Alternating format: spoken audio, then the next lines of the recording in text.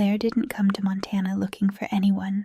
She came because she couldn't breathe anymore in LA, because every room there felt like someone else's dream. Her fiancé had called off the wedding 2 weeks before the rehearsal dinner, said she was too much for now and not enough for later, so she drove for miles until the skyline vanished and the trees got taller.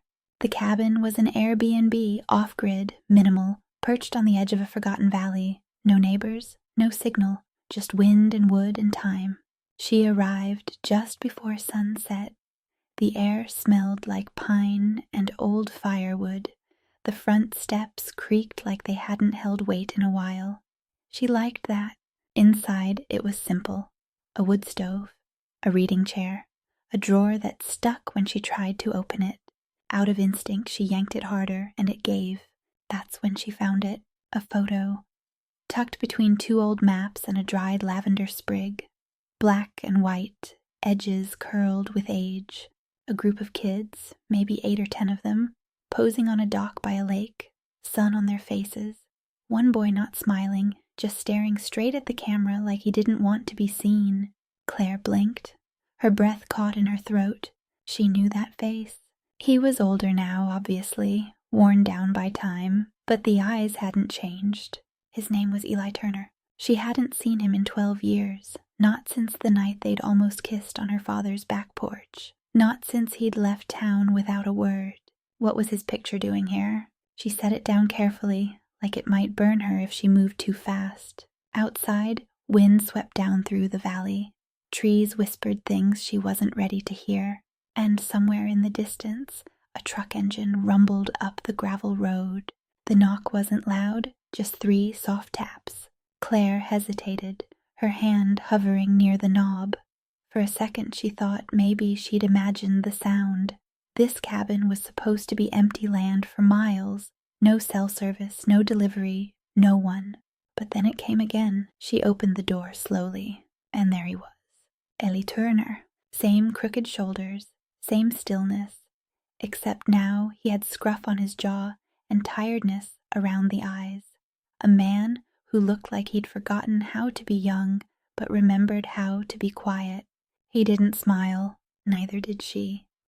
Claire, he said, like it was a name he'd said in his sleep 100 times. She gripped the edge of the door, fingers cold. What are you doing here? I maintain this place, he said, voice low. Belongs to my aunt. I check on it between guests. Didn't expect one this week. She swallowed. The listing was active. I didn't handle it. For a long moment, neither of them said anything. The wind pressed at the trees behind him. Eli stepped back slightly, respectful.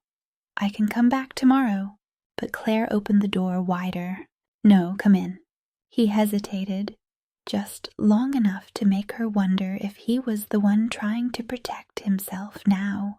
But then he stepped inside, boots heavy on the wooden floor, that same smell of pine and cold engine oil trailing behind him.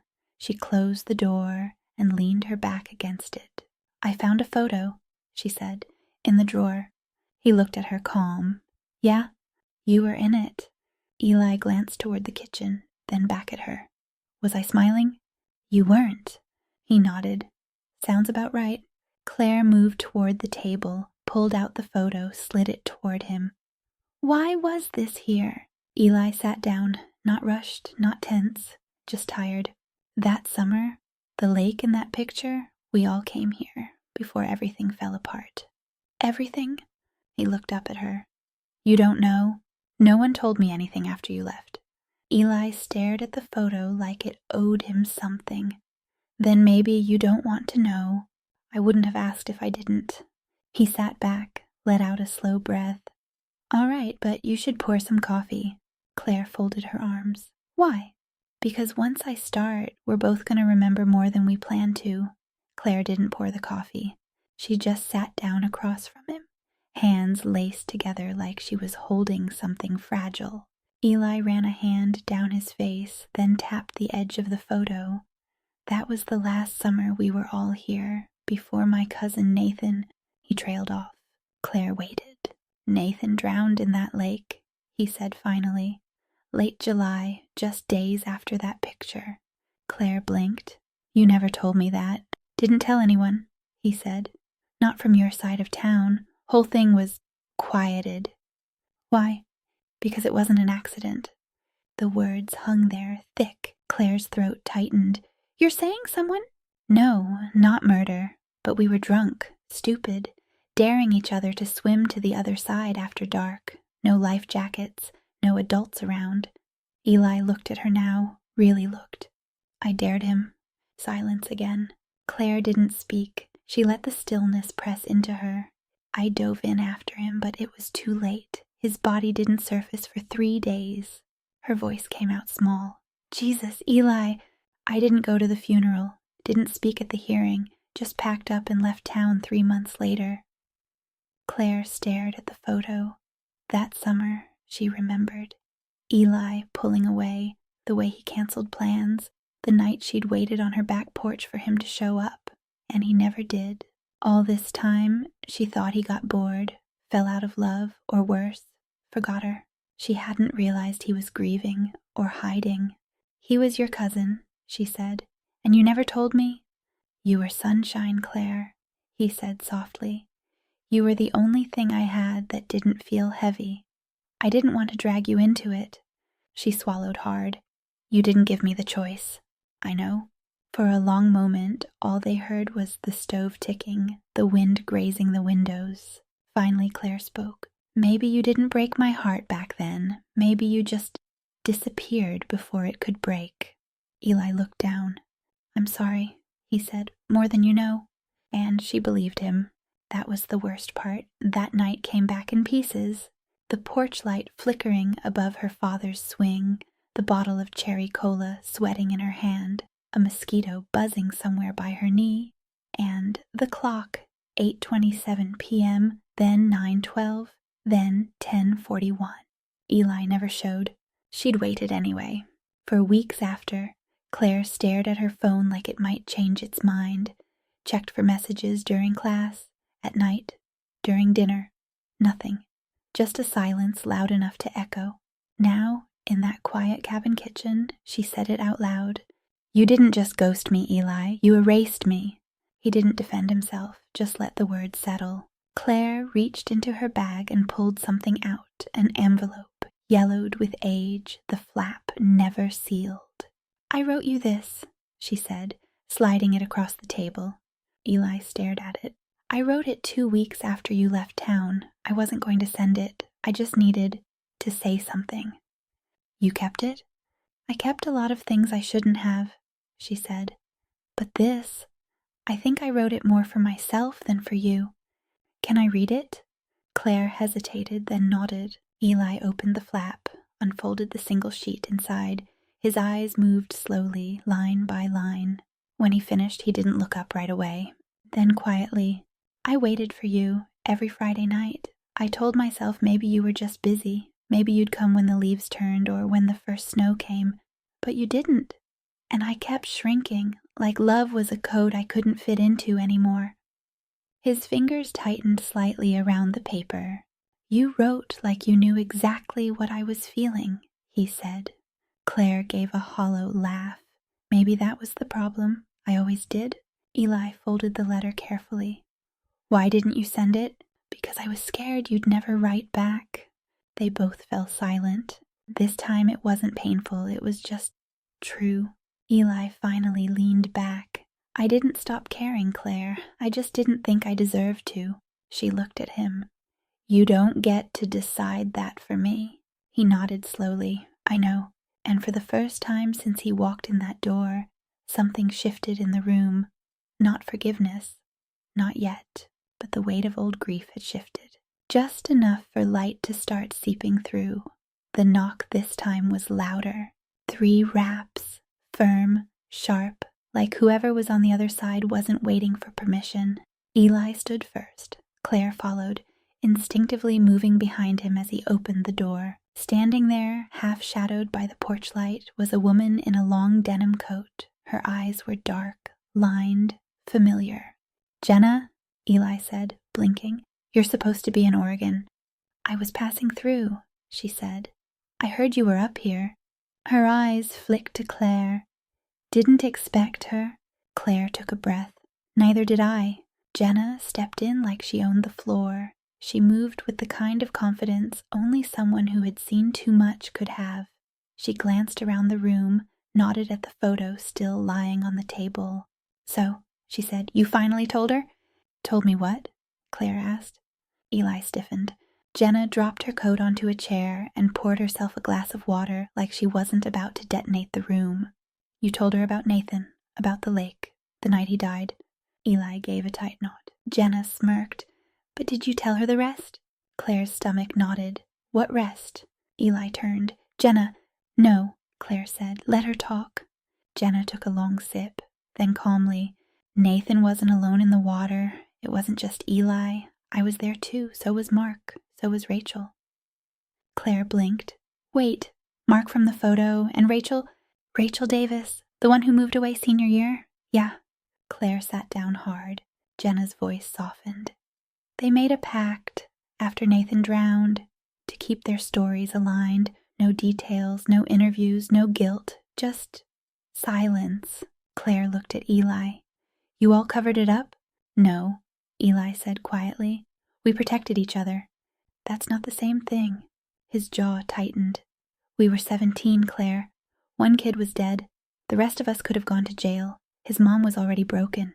"So you ran," she said, voice shaking. "You all ran." Jenna put down the glass. "He didn't run. He broke. You know why I came back? Because when I heard you booked this place, I knew it would start again, the unraveling. And if you're gonna dig this up, Claire, then you deserve to know everything." Claire stood slowly. Her pulse thudded in her throat. "Then tell me," she said. "Don't sugarcoat it. Don't clean it up. I want the truth, Jenna, all of it." Jenna looked at Eli. He didn't stop her this time. Jenna didn't flinch. She sat down across from Claire, folded her arms, and stared into the space between them like she was watching something play out in her mind. "It started as a dare," she said. "Mark bet Nathan he couldn't swim to the far dock and back before the moon reached the tree line." Claire's breath caught. "The dock with the rusted ladder?" Jenna nodded. "The one with the drop-off. You remember it?" Claire did. She hadn't been there that night, but the stories always circled around that lake. The one place kids went when they wanted to prove something stupid. "We were drinking, being loud, trying to forget that summer was ending," Jenna went on. "Rachel was flirting with Nathan. Mark was trying to one-up everyone. And Eli—" She looked at him. Eli's face was pale, set in stone. "Eli didn't want to play," Jenna said. "He said it was a bad idea, that we should call it a night. But Nathan was always the wild one. He stripped off his shirt and dove in before anyone could stop him." Eli's voice was low. "I swam after him." Jenna nodded. "He caught up halfway, but Nathan panicked, started cramping. The water was colder than we thought." Claire swallowed. "So, what happened?" Eli met her eyes. "I grabbed his arm. I tried to keep him above water, but he kept pulling me down. I couldn't breathe. I had to let go." His voice cracked. "I let him go." Jenna added, "Rachel and I were screaming from shore. Mark froze, didn't even move. They found his body 2 days later," Eli said. "The current pulled him under the reeds by the far end." Claire sat motionless, as if even breathing too loud would shatter something sacred. "And the pact?" she whispered. Jenna leaned back.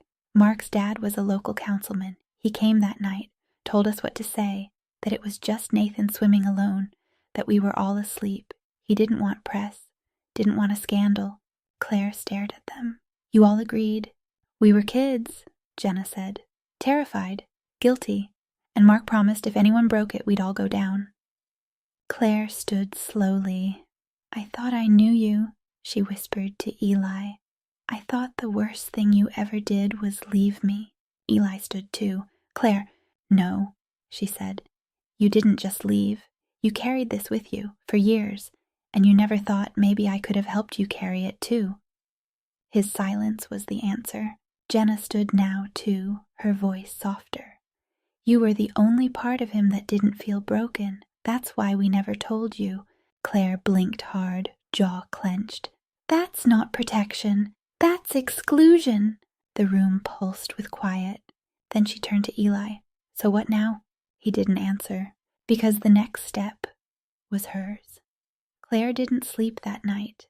She walked down to the lake just before sunrise, barefoot on wet grass, the old wooden dock stretching like a ghost into the fog, the same one Nathan swam toward all those years ago. She sat at the edge, knees to her chest, and listened. The lake was still, almost too still. She heard the cabin door open behind her. Footsteps. Then Eli's voice, quieter than she'd ever heard it. "I used to think this place held all my guilt," he said. "Turns out it was holding something else too." Claire didn't turn. "What?" "Memory of who we were, who we could have been." She looked down at the water. "I don't know what to do with this," she said. "You don't have to do anything," he answered. "You just have to let it be real." A long silence passed. "I was going to tell you that night," he said, voice trembling. "The night you waited for me on your porch. I even got halfway to your house." "Then why didn't you?" He paused. "Because I saw you, through the window, laughing with your dad, and for a second, it looked like you were free. From all of it. And I couldn't bring that darkness into your light." Claire's throat tightened. "You should have let me decide that," she whispered. "I know." He sat beside her, not too close. They both looked out at the lake. "I found something," Eli said after a moment. He pulled a small silver object from his coat pocket. "Jenna gave it to me last night. Said she found it in one of Nathan's boxes after his mom passed." He handed it to Claire, a thin locket, old, scratched. Inside, a tiny photo of 4 teenagers, arms around each other, smiling, unbroken. Claire stared at it. "Why did he keep this?" she asked. Eli's voice was low. "Maybe he knew one day we'd need to remember that. Before the tragedy, there was love." Claire closed the locket gently. The sun was rising now, cutting the fog with thin gold lines. "What do you want from me, Eli?" she asked. "I don't want anything," he said. "I just wanted to come back. And maybe if there's still a place for me, even just as someone who remembers you well, I'd like to stay a little longer." Claire stood. She looked at him, and for the first time in years her eyes didn't hold hurt, just history. "Then come," she said quietly. "Walk with me." Ellie rose. They stepped off the dock together into the soft light of morning. The past didn't vanish, but for once it didn't follow them like a shadow. It simply stayed behind, where it belonged.